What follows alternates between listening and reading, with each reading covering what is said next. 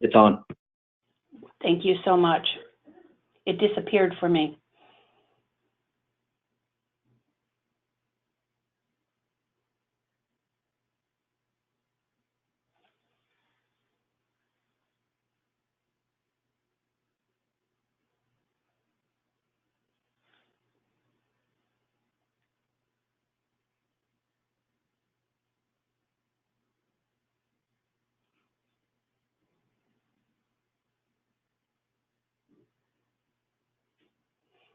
Okay, let's go ahead and get started. Good afternoon. My name is Billy Zidek, and I'm the Standards and Code Administrator here at APPA. Welcome to the Education Facilities Insight, Fixing Your Gaps in Catastrophic Readiness webinar presented by the APPA Standards and Codes Council. This webinar is being recorded and will be available on the APPA website. You'll receive an email with the link when everything has been uploaded. Questions should be typed in the chat box and will be answered in the order they are received. If we run out of time, all remaining questions will be answered by David and sent to all attendees.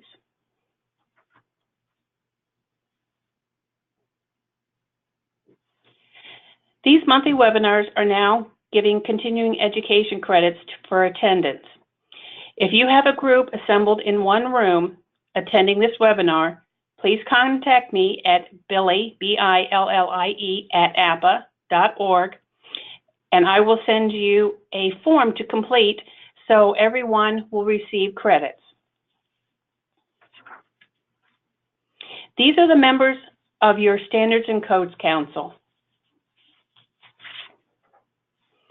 The Standards and Code Council reports directly to the APPA board and is charged with keeping APPA members informed about the hundreds of standards and codes that affect facility officers every day.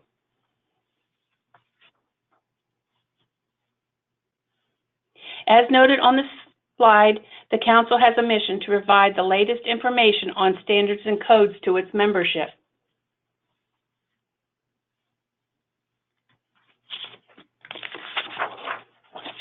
The Council presently monitors relevant standards and codes activities from more than 20 national and international standards development organizations and government agencies.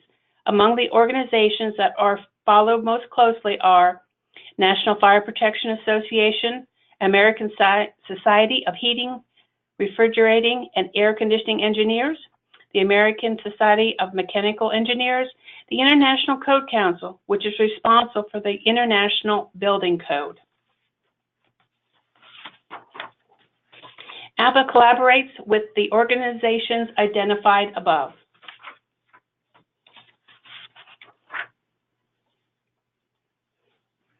Today's webinar is being presented by David Trask, who is the National Director of Facility Solutions, ARC Technology Solutions, a unit of ARC Document Solutions. David Trask is a notable guest speaker at facilities, conferences, and associations across North America, including IFMA, NFMT, ASHE, AIIM, Construct Canada. His focus is on helping organizations better manage their building facility information through technology to improve efficiencies and drive productivity.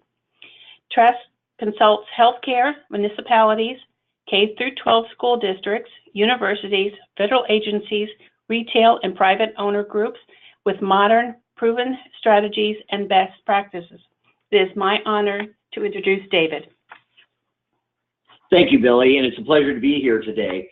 I thought I'd start off with 3 reasons why catastrophe readiness is so important. First, safety. In education facilities, upholding standards to protect the lives of students, faculty, and staff is of utmost importance. In the past few months here in the U.S., we've had hurricanes, fires, active shooter situations. All of these raise awareness of the importance of managing buildings at the highest standards. Also, cost. Think about how much a catastrophe could cost your organization, whether a fire, flood, earthquake, tornado, terrorist attack. These are situations to prepare for to minimize damages, and of course, efficiency. When facilities teams spend time searching for documents, daily productivity and emergency responsiveness suffer. Taking those three things into account, as a technology and service provider to building management teams, ARC wanted to know how prepared facilities and operations teams are for emergencies. So we partnered with AIIM, a global nonprofit organization that provides independent research, education, and certification programs to information professionals to conduct a survey and to do analysis. The survey results we got back provides powerful insights into how well facilities teams are operating today. This data can help identify and fix some of the gaps in your catastrophic preparedness plan. So before we see the results, a little bit about the survey. AIIM conducted the survey to their vast global community, and Bob Larrabee, VP of AIM, did the analysis and writing of an ebook. Today we will go over the highlights from the ebook during this webcast. We will also share a copy of the ebook at the end, and you'll be sent that via email. Let's begin looking at the research findings, starting with frequency and cost. When should you expect a catastrophe?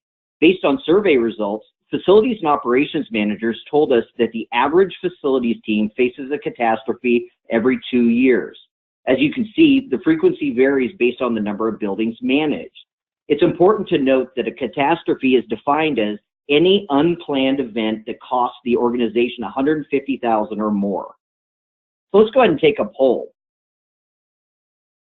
And our first poll is, keeping that in mind, let's hear from you. I'm going to bring up a poll here. How many catastrophes has your organization experienced in the past 5 years? So Billy, please pull up that poll.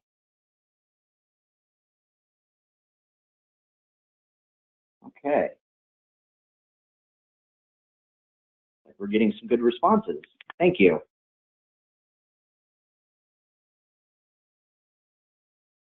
That's wonderful. We'll leave it open for a couple more seconds here.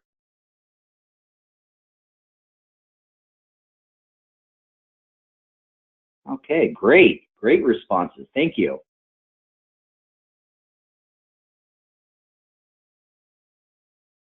Okay, we're going to go ahead and close that poll now. And thank you for responding.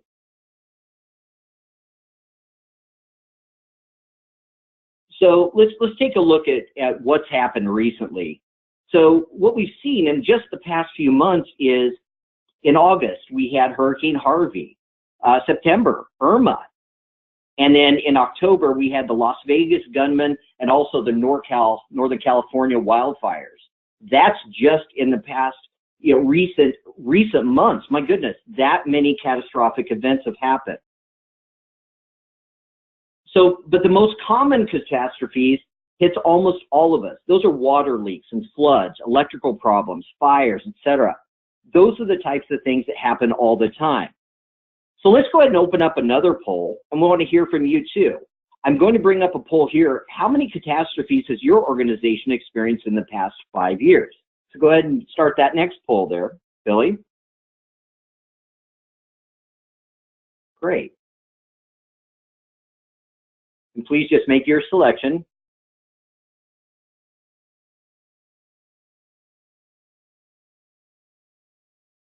Wonderful. We're getting a lot of responses. This is great. Thank you.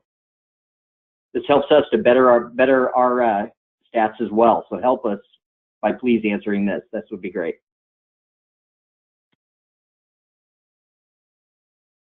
Okay, great.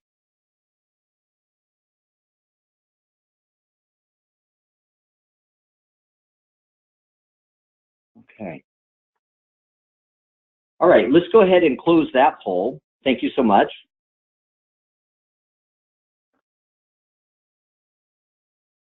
All right, next, let's see what survey respondents say are the main types of catastrophes they have experienced within the last 10 years. We can see a breakdown based on the number of buildings and what it actually cost. The top 4 costliest catastrophes on average are fires at more than $800,000, followed by earthquakes, avalanches at $742,000. then hurricanes, tornadoes, 634, and then floods and water at 599. The survey shows that catastrophe costs $500,000 on average. Think about that, $500,000 on average. So let's think about that. A relevant story here that comes to mind is a university situation that we're working with now. One night, a student left a window open over a winter break and a pipe froze. It caused significant avoidable water damage, and it ended up costing $580,000. These situations come up more than we would like to think. So let's open up another poll here, and let's find out which types of catastrophes raises the most concern for you. Let's go ahead and open up that poll. We want to hear from you.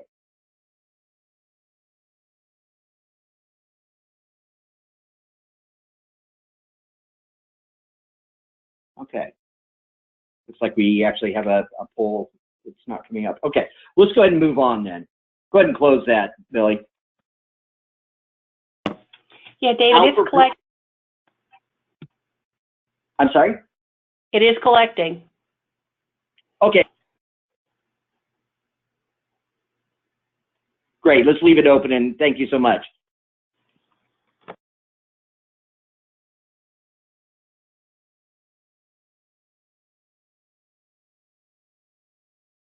Okay, great. Thank you so much. All right, let's go on to the next one. Now let's take a look at what the survey respondents said about their preparedness levels, their specific preparedness level. How prepared are they? When asked, is the workforce in your company prepared for a disaster? Only 14% of facilities teams say they're fully prepared. That means 86% of facilities teams are not fully prepared for the next emergency. Think about that. Are you prepared? But what does being prepared really mean? Well, let's look at the survey responses. 16% have no policy in place. 16%. But 41% have written policies in place in a paper form. Think about that. I've got it in a binder. I've got it in another form, but it's paper. Well, given fires and floods and active shooters, how helpful is paper? It's really not. So 57% of companies really don't have anything that's going to work. So 29% have in the cloud, in digital form, which is great, but how do they access them? Do they have it on the computer? Do they have a computer? Do they have Wi-Fi? How's this really going to work? Well, 14% of organizations have it totally figured out. What is the one thing everyone has? We have a phone. We have a tablet. That is really the key to emergency preparedness. What do you have now? Well, next, we asked facilities teams what they think is the biggest management challenge when facing a catastrophe. Well, 30% of respondents said the biggest information challenge after a catastrophe was bringing systems online, getting equipment back up and running. So 36% also said their biggest challenge after a catastrophe was accessing their information. This is especially interesting to note since 84% of survey respondents do in fact have policies and procedures in place. However, only 15% of these policies and procedures are accessible on a mobile device. The growing trend today is to ensure your building information is online, organized, and accessible on a mobile device. I'll show you how that works at the end of this session. So with that, let's now take a look at what survey respondents said about how well their information is organized and how easy it is to access. So the survey results show how the current state of information is impacting catastrophe readiness. 71% of facilities teams do not use the cloud to store their emergency policies. Given the vital role of given the vital role that facilities info plays in emergency preparedness, it might surprise you that only 15% of facilities teams feel as though their emergency info is ready to go. This ties right into the fact that only 14% of facilities teams have emergency policies available on a mobile device. So 3 problems here. Information isn't digital, which means it's not accessible, and emergency plans are not prepared or on mobile. The typical tool that I've seen most in schools is a flip chart. I've walked into schools nationwide, and they'll have flip charts in every room. But how many people are going to grab that flip chart when they're running out the door in an emergency versus how many people already have their phone in their pocket? What's in their pocket? Then there's the chance that the very information you need in the event of a catastrophe is damaged or destroyed, or it's out of date. It's not current. Building on from the previous slide, we asked survey respondents how much of their facilities information is stored digitally. It is encouraging to see that 46% have it digital, but even with digital storage, if it's not organized, it's not helpful, especially during an emergency. We asked survey respondents specifically about having access to their current as-built. 97% agreed that as-built are important. 51% said they have access to current as-built for every building. Well, in my opinion, based on my experience and conversations with thousands of facilities managers nationwide, very few ever say they have current as-built. I guess the better question here is, does your facilities team have accurate and current building documentation, meaning current as-built with all of my renovation drawings linked back to the original set? Think about that. It's not just having current, what you think are current as-built. It's, are all my renovations that have happened over the years, are they the same as well? So again, let's do I believe we have one more poll here. No, we only have 3. Okay, so we missed that one. Okay, great. All right, let's move on. When asked how likely organizations will store significantly more of its facilities information in the cloud, nearly 3 times expect to store more in the cloud than those who don't. Understandably, information is damage-proof in the cloud. It's also available on any device. It's where you need it, when you need it, right now. Facilities teams are starting to see this benefit slowly and acting accordingly. So let's talk about catastrophe preparedness. So it really comes down to 3 simple steps. Capture, organize, and find. That's it. It's that simple.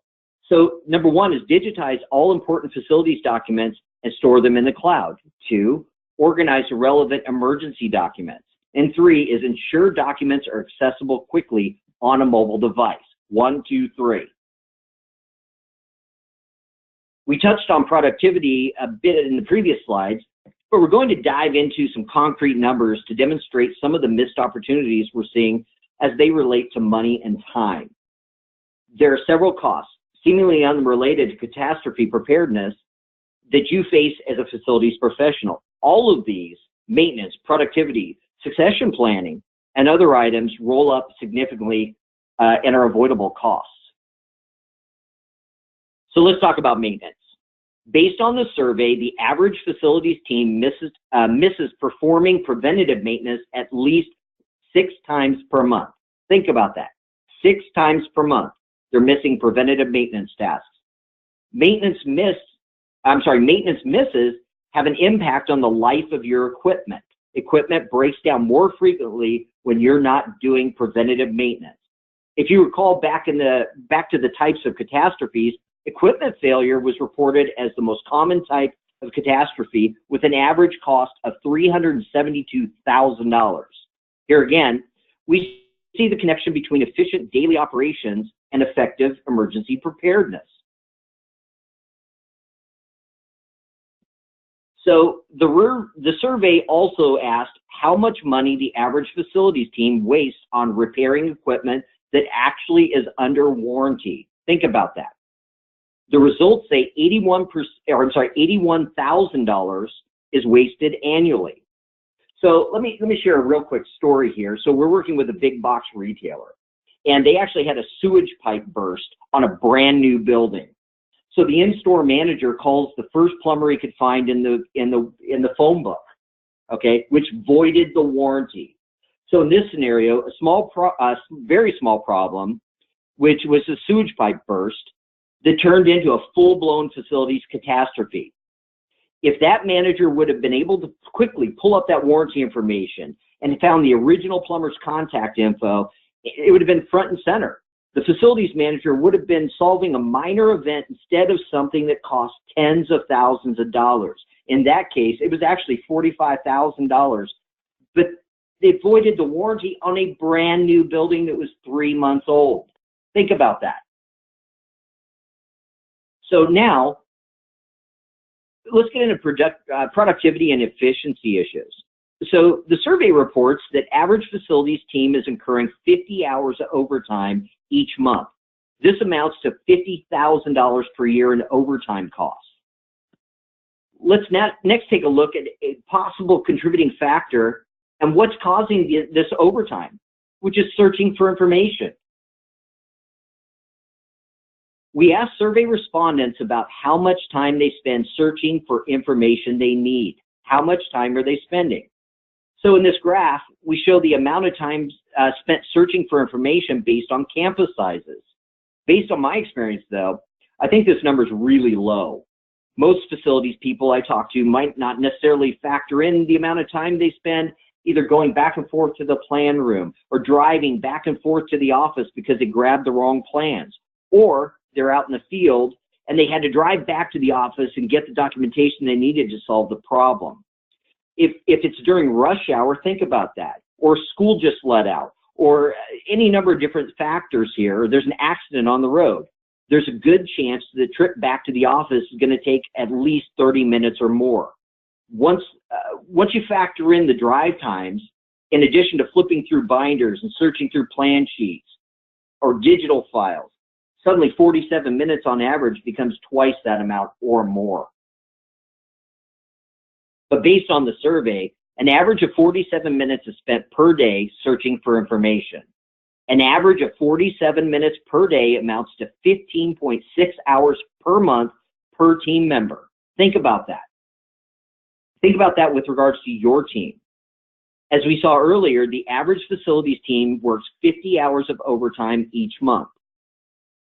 The time it takes to find documents equals to roughly 1/3 of the amount of overtime they work each month. Succession planning is a growing concern in our industry. Facilities professionals have long-term positions managing the same buildings. With time comes valuable knowledge. These people know where everything is. But based on the survey, we see that 29% are 55 years or older. While getting that information from the retiring facilities manager's brain or facilities team member's brain can be a real challenge, it's critical you do that. If your information isn't digital, isn't mobile, and isn't organized, this means critical information could leave you wildly unprepared during a catastrophe or an emergency. So let's think about that. So a real-world scenario is we're a municipality that has a facilities manager that's been with the organization for 32 years.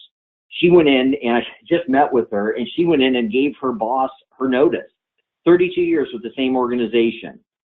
She said that is the first and only time in 20 years working with her boss that she's heard him cuss. It wasn't that he was unhappy that she was leaving. He was happy she was moving on to the next chapter of her life. It was because he knew it was going to take 60 to 90 days to hire her replacement. Think about that. 32 years worth of knowledge is going to walk out that door. And she gave him a month's notice. So what he was upset about again was he couldn't get that information out of her head. So in the next slide, I'm going to show you why the facilities manager's boss was right to curse. When we asked survey respondents how long it took new employees to become fully productive, well, over half of them said it takes 4 months before new staff becomes productive. More than a quarter of them said it takes at least 7 months. Well, during that time, it's not just the fact that the facilities team isn't as productive, as it could be. When new employees get onboarded, they're shadowing the facilities team for months. So you've got 2 people doing the same job. Okay, again, 2 people doing the same job. So you're paying 2 people salaries. That makes succession planning even more critical since it's also going to impact new hire onboarding and training. So to sum it up, the best practice is going to be all of these. So you've got, you're moving forward best practices, digital, in the cloud, and organized. Mobile accessible, has to be available on your devices. Team-enabled collaboration, everybody's looking at the same stuff. Accessible emergency plans, everybody who needs your emergency plan should have it on their phone. Maintenance equipment, keeping current on your no deferred maintenance. Fast response, getting it right now, and prepared for any situation. With that, I'm going to give you a brief demo that shows an example of what this could look like on an iPad.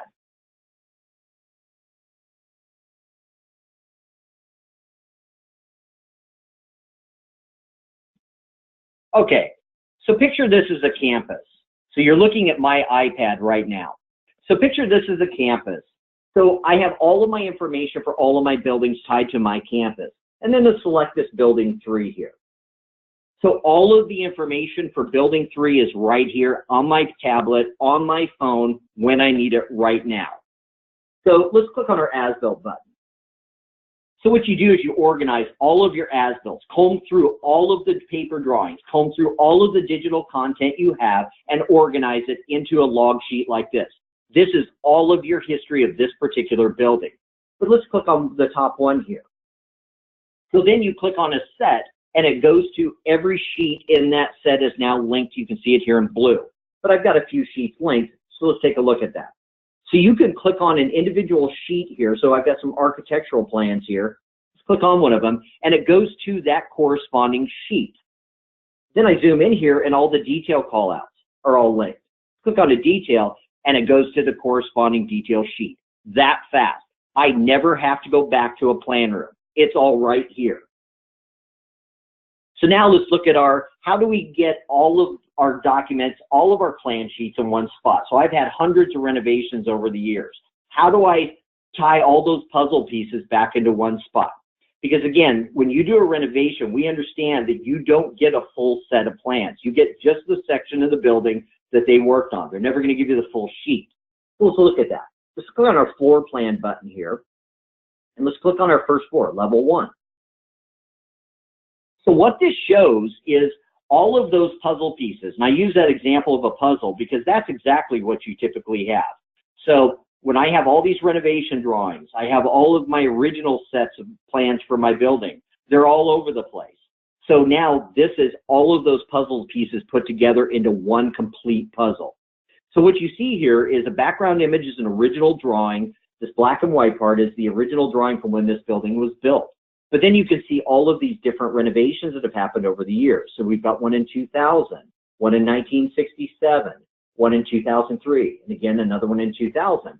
But essentially, all of these are layered right on top of the original set, so now you know where that renovation touched.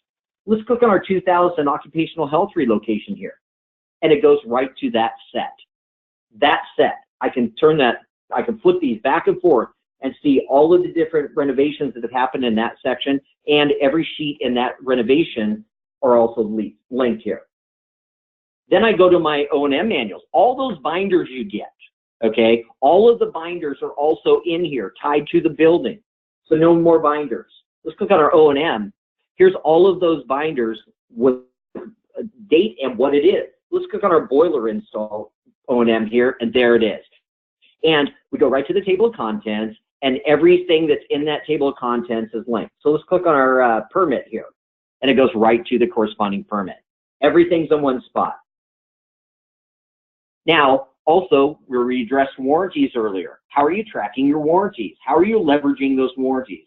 Well, you can have them all pulled out of your O&Ms, which is where they typically are, and you click on your warranty button here, and here's all of my warranties with the start date and the end date of the warranty. So when my team's out in the field and they want to know this boiler's down, and I walk up to that boiler, I can instantly click on here and say, wait a minute, it's still under warranty. Let's click on our boiler, and there it is. Here's who I call. That fast. Zoom right in here. That's the phone number that I call. Accessing it quickly in the field, never having to go back to the plan room. Also, shutoffs.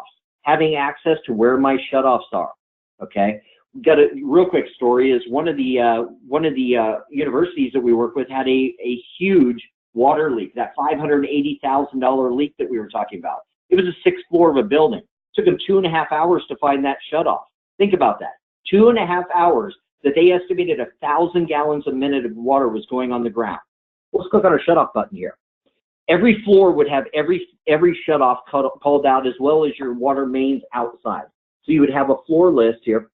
But then I click on my water main, there it is. That fast. It shows me exactly where everything is. All of my other shutoffs, interior, and instructions how to shut it off. That fast. Ask yourself, can you do that now? Also, electrical panels, they're all in here. You've got everything linked, gas, everything's here. Well, let's talk about the rest of my emergency plan.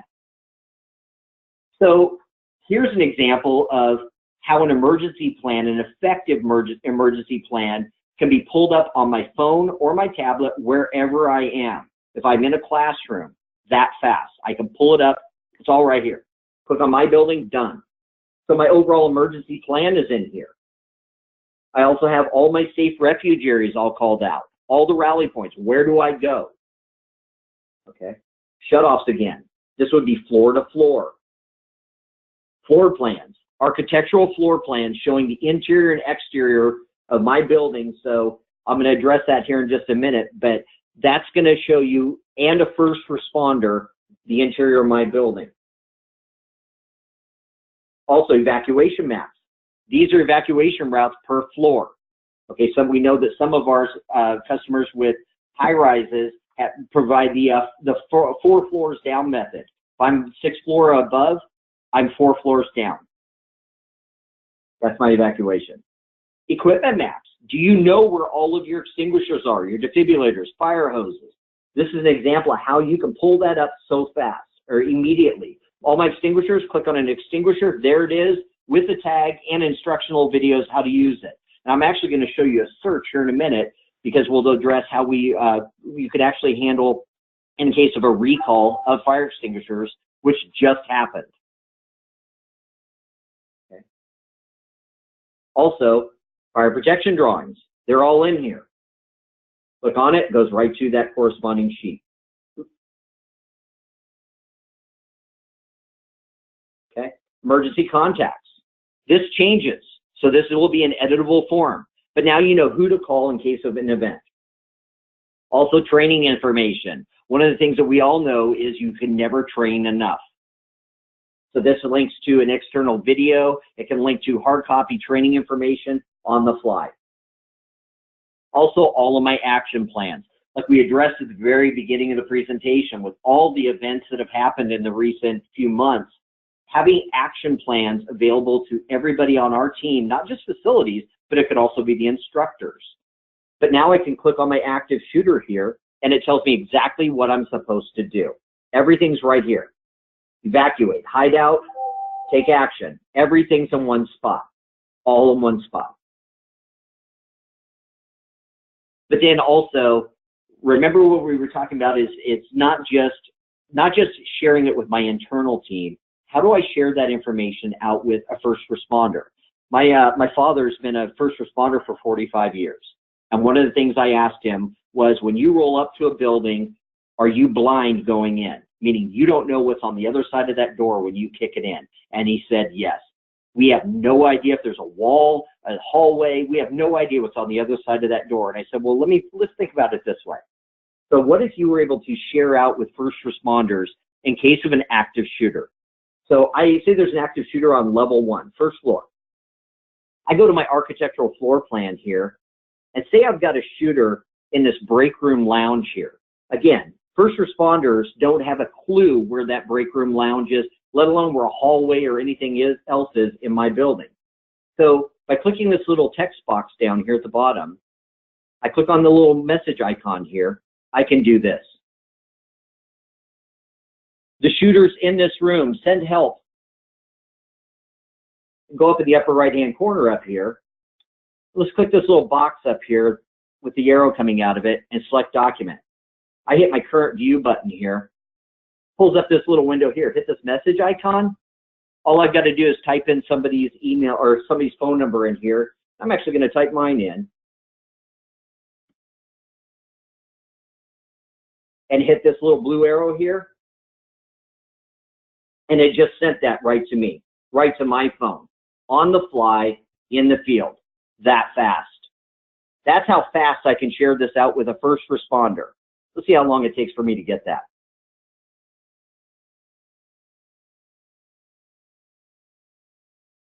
It just came in. I just got it. That fast. In less than 30 seconds, I was able to share that out with a first responder on the fly in the field. Well, the other way that you could use that is also to be able to collaborate with my team. So think about this. If I'm out in the field and I have a catastrophe that's happening, or I have a pipe burst, I can actually do the exact same thing, say the pipe burst in this corner of the building, and send that to my team, and everybody knows where to go in case of an emergency, on the fly in less than 30 seconds.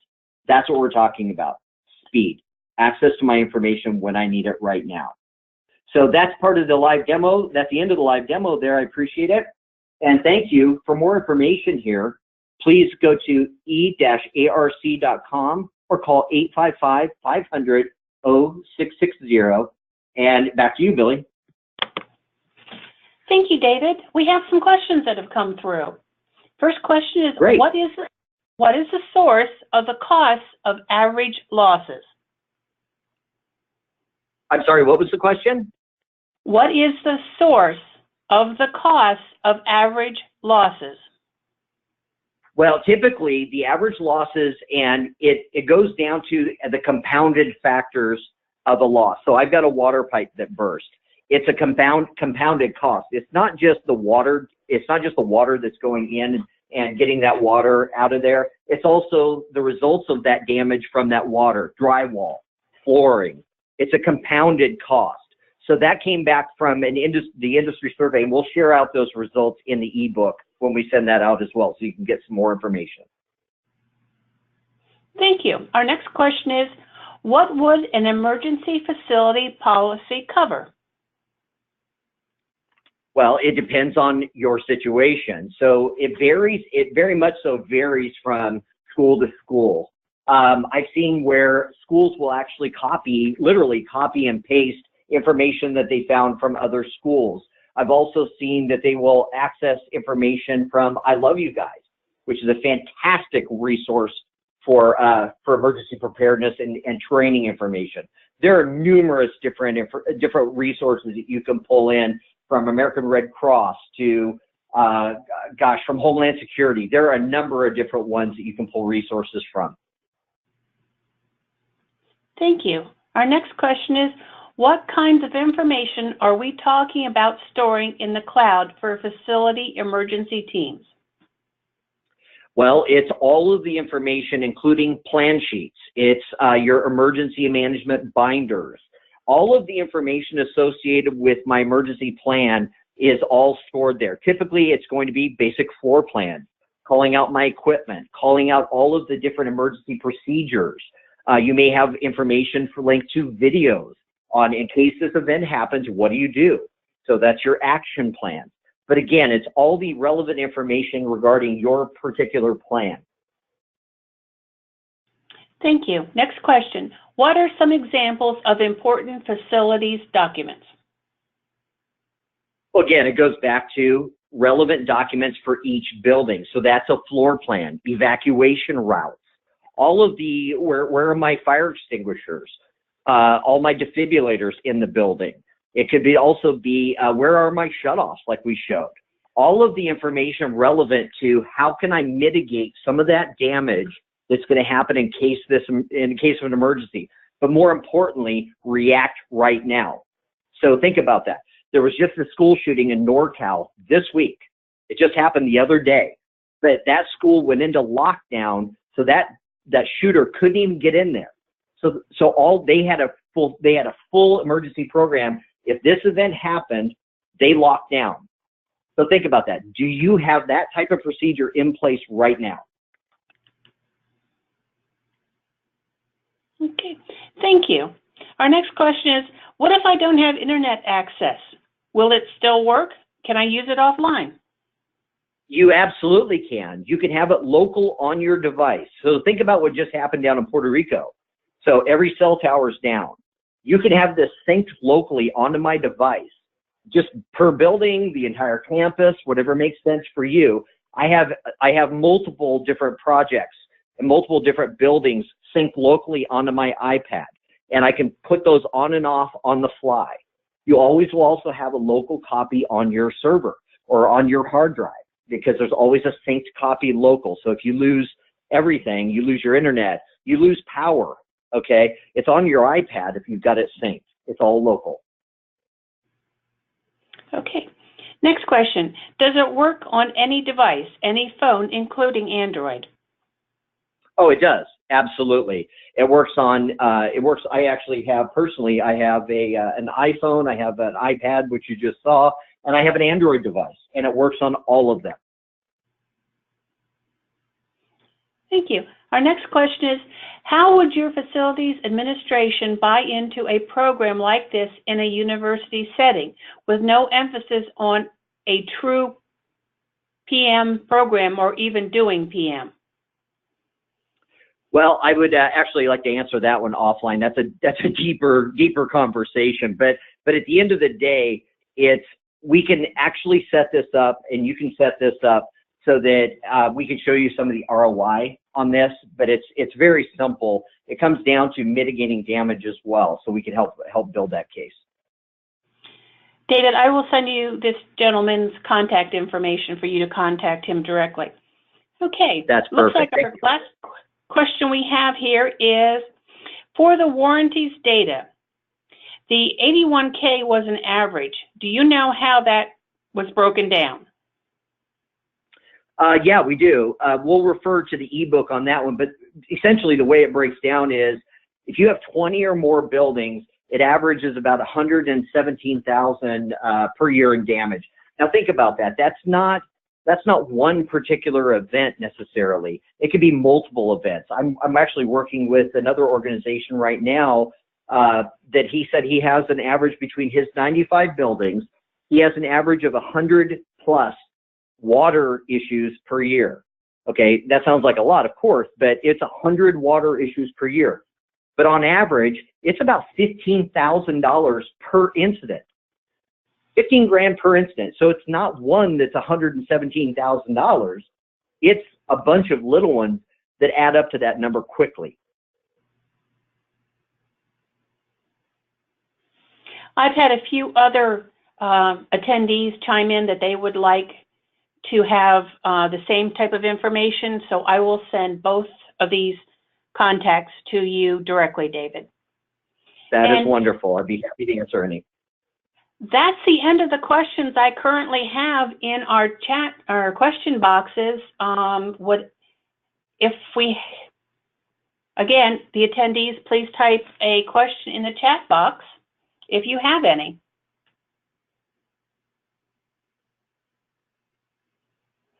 All right, David, it looks like we've come to the end of our webinar today. I'd like to thank you for this informative webinar, and I'd like to thank all of the attendees for taking time out of their busy schedule to participate today. Thank you so much.